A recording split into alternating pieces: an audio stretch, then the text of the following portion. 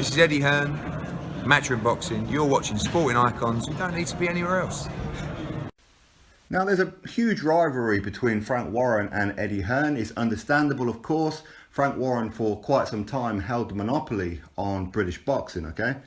And Eddie Hearn comes along, young, brash, cocky, arrogant, all that kind of thing, then takes over. But the reason that he was able to take over is because Frank Warren became lazy. I think that's probably the truth of it. From a fan's perspective, of course. Now, Frank Warren, of course, he spoke to the Daily Star and he gave his version of events, I suppose you could say, with the fact that Anthony Joshua is not fighting for undisputed. In fact, he's fighting Alexander Povetkin. He's mandatory, so he kind of has no choice but to fight Alexander Povetkin, right? Now, as I said, Frank Warren, he will always discredit Eddie Hearn, no doubt about it. And let's get straight into Frank Warren's statement. And no, I'm not using the WBC title holder's name. I'm calling him Voldemort still. He who shall not be named, for obvious reasons, the fact that he let everybody down. And this is what Frank Warren had to say. What if AJ loses? Or what happens if Voldemort slips up against whoever he's next? A massive money fight is down the drain. And more importantly, the fans miss out on what could have been a huge blockbuster. It's strange for a British fighter to turn down such huge sums when you have to wonder why they have decided to do so. Frank Warren's statement. So, well, first of all, he's talking about money, which is none of his beeswax, okay? Because none of his fighters are earning anywhere near what Joshua is earning. Not even close, okay? Not Tyson Fury, not Billy Joe Saunders, nobody, okay? Now, of course, you see, I love all British fighters anyway, and, if these guys can earn a crap load of money, then, more power to them. But, of course, he's leaving out the fact that, first of all, he's always going to criticise. So, if Joshua had have taken that offer and went to America, Frank Warren would have said, well, clearly they don't care about the UK fans because straight after the Parker fight, he said that he's going to stay in the UK for undisputed. For the first time, two champions coming together, an undisputed champion crowned for the very first time on British soil. So this is the kind of thing that he would have said had Joshua taken the offer. Second of all, he's kind of leaving out the fact that the $50 million that was offered to Anthony Joshua, first of all, didn't come from Voldemort's team. It come from Voldemort himself. I mean, since when does a fighter send in an offer? This never happens. And he doesn't have 50 million. Now, also on this one as well, again, many things that he's missing out is the fact that Joshua and Eddie Hearn said, okay, well, we're interested. Show us the terms, show us a contract. They refused to do so. So in other words, it was a fake offer. If you're refusing to show terms and refusing to do anything, as in you're cancelling meetings, you're refusing to meet Anthony Joshua's team, then clearly the money's not there. I mean, that's pretty obvious, right? Anybody who thinks differently, I don't know really what to tell you. Now, for me, he's saying that a massive money fight is down the drain. And more importantly, the fans miss out on what could have been a blockbuster. So, a massive money fight is down the drain. Well, not really, because Joshua versus Povetkin is a huge money fight. Frank Warren, please let me ask you this question. Which huge money fight do you have? Do you have one that could rival Joshua versus Povetkin? No, of course you don't. So again, he's kind of leaving out certain things. Also, Alexander Povetkin is his mandatory. So he has no choice but to fight Povetkin. Now, of course, when he's talking about undisputed, he's leaving out the fact that Joshua's offer was on the table of Team Voldemort for over a week. 10 days to be precise, on terms that they already agreed to.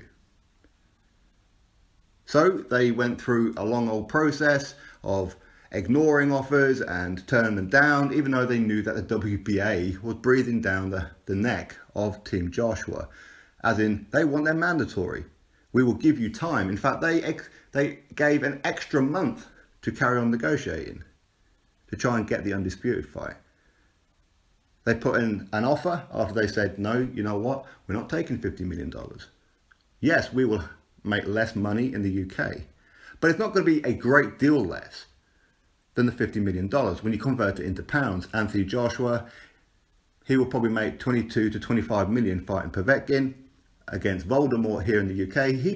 He may well make $30 million sorry, 30 million pounds, which is only 5-6 million less. Who knows? Maybe he'll earn a little bit more. Who knows how well that pay-per-view would do? Who really knows? Now, as I said, they put in a counter offer, 15 million, which is 8, 9, 10 times more money than Voldemort usually gets. If you look at it on the average, ever since he became champion. Joshua didn't get offered 5, 6, 7, 8, 9, 10 times his payday. No, he didn't. He didn't even get offered double. Okay, so when you weigh it up, who's really the one who turned down the fight? I think it's pretty obvious, right? Now, again, they sent in the 15 million. After 4 weeks of saying nothing and ignoring and all that kind of thing, they said, you know what, okay, fine. We'll take the 15 million. We're happy to come to the UK. Send us a contract. Eddie Hearn sends them a contract. What happens? It sits with them for a couple of days, which is pretty good of them, really, because usually they're ignoring everything.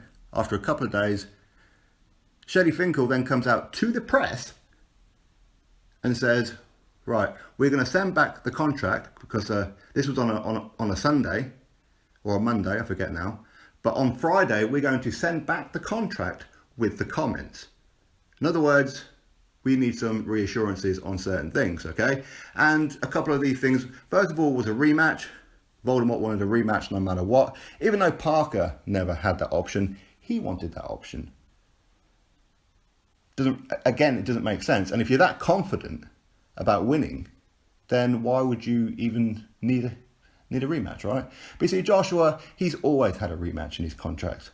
Always. Why? Because he's done all the hard work. And if one fight happens and it slips up, he wants the option to take back what he has been earning. He's been earning these titles one after the other, while the other guy hasn't. And that's just the truth of it, right? So anyway, they send in $15 million. Everything's great. Yes, we want the rematch, but you know what? We're quite willing to budget on that one. But we want a date. We want a venue. But we're not going to give you that until Friday, knowing full well that the WBA are breathing down the necks. So again, why not send it back on a Monday? Why do you need to send it back 5 days later with those comments? Why? Because you're stalling time is why. Date and venue, not that important. You already asked them, will Joshua's fight be against Voldemort next? The answer was yes. Okay, when? Well, we're looking at either October or November at the Principality Stadium, Cardiff, Wales. We would love to have done Wembley, but because you've been taking so damn long, Triple G and Canelo, September 15th, they're taking the pay-per-view. We want pay-per-view in America. Showtime and that, they're very happy to do pay-per-view, but not in September. Here comes the offer. Here comes the problem. So they say October, November time. Why? So they can get the venue for a huge stadium at the Principality Stadium, which will hold about 80,000. 10,000 less than what Wembley would. So what's really the issue? It's not really that complicated, is it? So he's fighting Povetkin in September 22nd. But again, that's because it won't be pay-per-view in America. It's not being affected. That's why that he can fight Povetkin in Wembley, but not Voldemort. Because of the pay-per-view in America. So October or November time would be the date. And had he signed the contract, sent it back, everything would have been great. And he would have found out exactly what date it was. What, a few days later? Because it's not like, Eddie Hearn's going to book a stadium, pay out the kind of money, only to be told, well, no, actually, we ain't going to do it. Or he's not going to say, right, okay, right, well, we want this date, Cardiff. Are you available? Yeah, we're available. And then he's waiting on Voldemort for like another week or two, only to come back and say, yeah, okay, fine, we'll take that date. Okay, Cardiff, we'll take that date. Oh, sorry, you can't, you've taken too long, somebody else has got that date now. I mean, it's not complicated, really. So, anyway, His contract was sat on Voldemort's desk for a long, long time, for too long. All he had to do was sign the contract. He agreed the money. He agreed the country. He agreed everything. It's just exactly what date was it?